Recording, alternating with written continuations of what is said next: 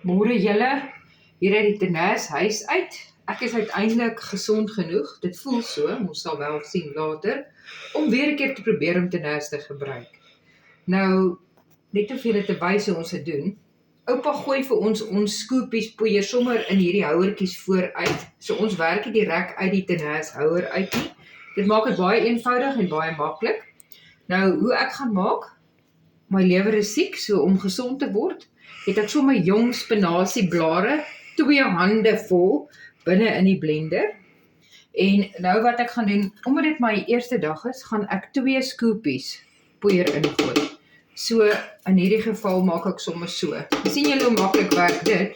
En as mens elders heen gaan, vat jy net jou Tenace saam. Gooi melk in. Omdat dit in die oggend is, gebruik ek volroommelk. Onthou, die eerste 8 ure van die dag mag jy volroomprodukte gebruik. So ek gebruik volroommelk en ek gebruik volroomjogurt. Ek sal aanbeveel dat as jy met Tenace begin, dat jy die eerste 4 dae volroomprodukte gebruik in die eerste 8 ure van die dag as jy 'n Tenace milkshake gebruik. Nou ek hoop nou ek het genoeg melk hierin en genoeg jogurt. Kom ons sit dit gou aan. Dit gaan nou aardig klink, maar kom ons kyk hoe gaan dit.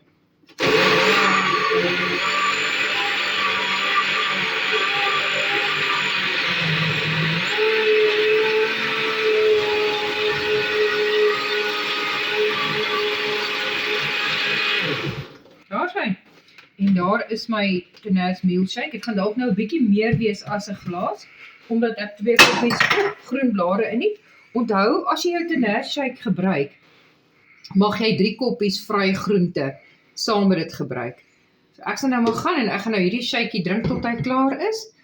Gesondheid op die lekker Sondag en mag dit 'n pragtige week wees vir jou wat voorlê.